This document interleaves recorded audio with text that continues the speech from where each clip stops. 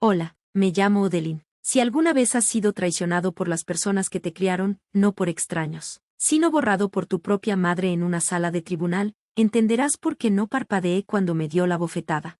Para ese momento, ya me había quitado todo lo demás, falsificaron mi nombre, vendieron la casa que me habían prometido, se aseguraron de que todo el pueblo guardara silencio. Lo que no sabían era que el abuelo me dejó la verdad, y ya no voy a ocultarla.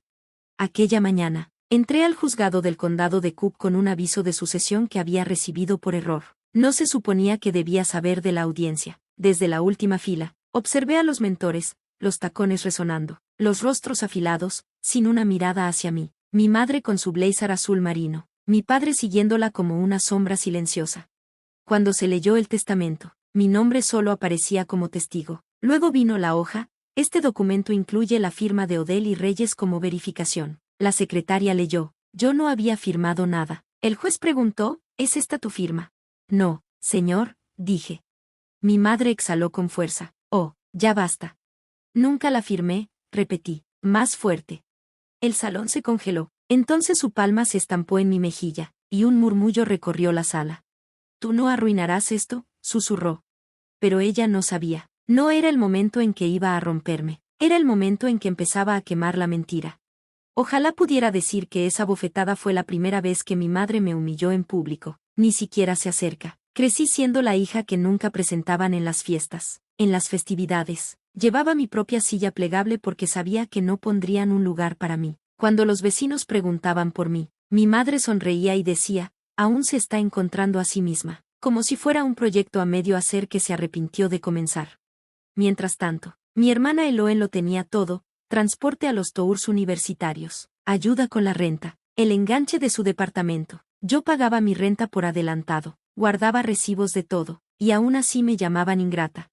Lo peor, me quedé, no porque fuera débil, sino porque el abuelo aún estaba aquí. Él era el único que me veía. A los 15 años, me dio un simple broche de plata y dijo: cada clavo que sujetaste para mí, cada corteza de pastel horrible que intentaste, te ganaste esta casa. Era la única promesa en la que creí.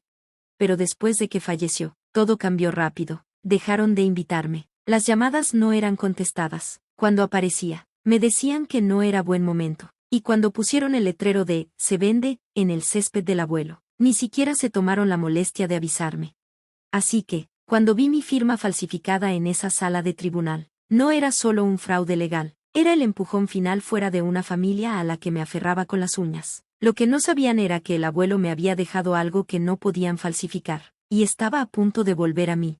Esa noche, llegué a mi departamento en el tercer piso en Pilson con el eco de la sala aún en mis oídos, sin llamadas, sin disculpas, solo el zumbido del refrigerador. Coloqué el broche del abuelo en el lavabo. Su plata se había opacado con el tiempo, y miré el grabado dentro, un pequeño 12. Él me había dicho una vez que ese era mi año de suerte, el verano en que trabajé más que cualquier adulto en la granja. No sabía entonces que sería el número que usaría para destapar una mentira décadas después. Un golpe en la puerta me sacó del recuerdo. Era el señor Avalo, vecino del abuelo por más de 30 años, con una lata de conchas cubiertas de azúcar rosa y un sobremanila, gastado en los bordes. Tu abuelo me dijo que guardara esto, dijo. Dijo que sabría cuándo entregártelo. Dentro había una carta fechada 6 semanas antes de que el abuelo muriera. Odeline, si estás leyendo esto, significa que hicieron lo que temía. Cambié el testamento. La casa es tuya. Los papeles están bajo el cajón del estudio con los viejos registros de la granja. No dejes que silencien la verdad. Apreté la hoja con tanta fuerza que se me pusieron blancas las nudillos. Alguien había entrado a ese estudio y se llevó más que registros. A la mañana siguiente, revisé mis propios archivos, contratos de renta, estados de cuenta, incluso un carnet universitario antiguo, todos firmados Odeline J. Reyes. El documento judicial falsificado usaba T. Ni siquiera me conocían lo suficiente para falsificar mi nombre correctamente. Debería haberme dado risa. En cambio, me dio escalofríos. Al mediodía, estaba en la oficina de sucesiones del condado de Cook. La secretaria Morrison deslizó el testamento sobre el mostrador. Ahí estaba mi firma falsificada otra vez, misma inicial del medio incorrecta, pero lo que me congeló fue el sello del notario, fechado 3 semanas después del funeral del abuelo. No solo me habían borrado, habían firmado por un hombre muerto.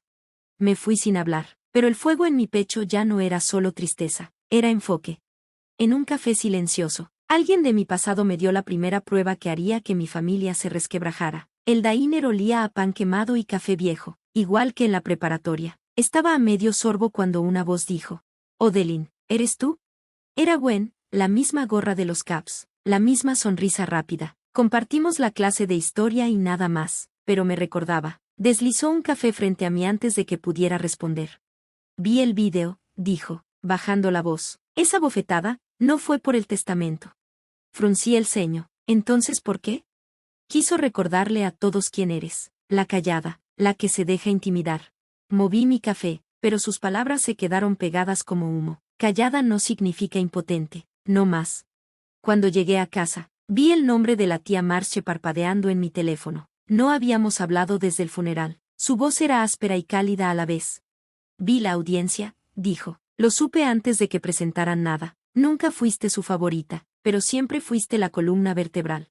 Luego vino el golpe. Ella tenía un borrador escaneado del fideicomiso del abuelo, mi nombre como único heredero, firmado y testificado antes de que muriera. ¿Por qué no me lo dijiste?, pregunté. Porque pensó que lo respetarían, dijo. Se equivocó. Imprimí el escaneo y lo colgué sobre mi escritorio. Debajo escribí con tinta negra: confió en mí para aportar la verdad.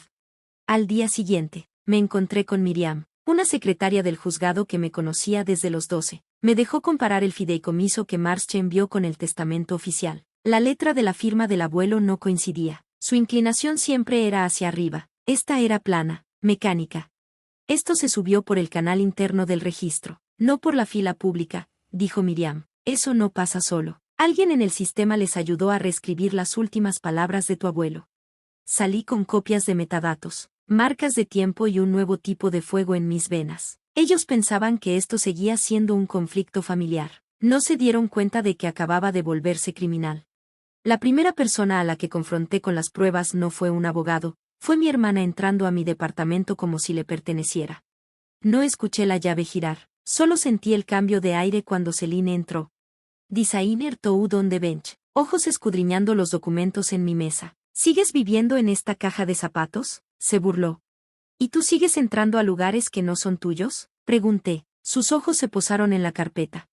Estoy aquí para salvarte de ti misma. No, dije, estás aquí porque tienes miedo. Ella cruzó los brazos. ¿De verdad crees que alguien va a creer un borrador polvoriento de una tía resentida? El tribunal ya procesó el testamento. Me acerqué. He comparado los metadatos. La fecha del notario es después de que murió el abuelo. Por un segundo, se estremeció. Luego volvió la sonrisa de siempre. Si sigues por este camino, no esperes que la familia vaya contigo. Nunca estuvo conmigo, dijo. Su voz se volvió aguda. El abuelo dijo: eres demasiado emocional para confiarte algo serio. No parpadeé. Entonces, ¿por qué susurraba mi nombre en el hospicio cuando pensaba que nadie podía escucharlo? Su mirada vaciló solo un instante. Luego se fue sin decir otra palabra. A la mañana siguiente, redacté un affidavit de 10 páginas, cada discrepancia, cada marca de tiempo, cada amenaza legal falsa que me habían enviado. Adjunté escaneos de los documentos falsificados, registros de metadatos y el fideicomiso real. A medianoche lo presenté al sistema seguro del juzgado, copiando al juez de sucesiones, a la junta de ética y al despacho de abogados Nolan. A las 8 a.m., el proyector del tribunal iluminó mi affidavit, cada página sellada, verificada, indiscutible. El juez leyó las inconsistencias: manipulación de metadatos, coerción financiera, notarizaciones posteriores a la muerte, y ordenó un congelamiento total de la herencia. Celine se levantó de golpe. Esto es un circo. El juez ni la miró. Siéntate o te declaro en desacato. Me mantuve en silencio porque mi trabajo ya estaba hecho. La resolución de ese día no solo cambió el caso, cambió lo que veía en el espejo cuando llegaba a casa. 4 semanas después, llegó la resolución en un sobre simple. El testamento falsificado quedó nulo. El fideicomiso original del abuelo fue restituido. Mi nombre, único beneficiario, sin fanfarrias, sin disculpas, solo la verdad en papel. Esa misma tarde, un segundo sobre se deslizó bajo mi puerta, sin remitente. Dentro, una tarjeta con una acuarela de pinos. Lo siento por todo, nunca debieron arrastrarte. Sin firma, pero el débil olor a colonia de Nolan decía suficiente. No llamé, no respondí. Algunas puertas se quedan cerradas por una razón. Cuando abrí la casa del abuelo por primera vez en años, el aire olía a aceite de limón y polvo. como si hubiera estado conteniendo la respiración. En la cocina, detrás de un panel suelto, encontré una carta antigua dirigida a Celine con la letra del abuelo: nunca fue invisible, solo dejaste de mirar. No lloré, no tomé nada más de la casa, la carta fue suficiente. Una semana después, cedí la mitad de la herencia a una organización legal sin fines de lucro, destinada a mujeres que luchan por herencias disputadas. El resto lo conservé, no por venganza, sino para restaurar la casa habitación por habitación, no como un monumento al dolor, sino como un punto de partida para alguien más que necesite un porche seguro donde pararse.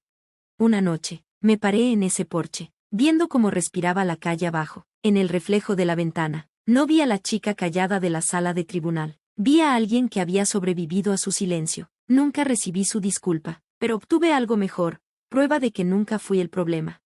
Si alguna vez has sido borrado por tu propia familia, que esto te recuerde, el silencio no es supervivencia. La verdad no necesita su permiso para hablar. ¿Alguna vez has luchado por algo que tu familia decía que no merecías? Cuéntamelo en los comentarios, porque si lo has vivido, no estás solo.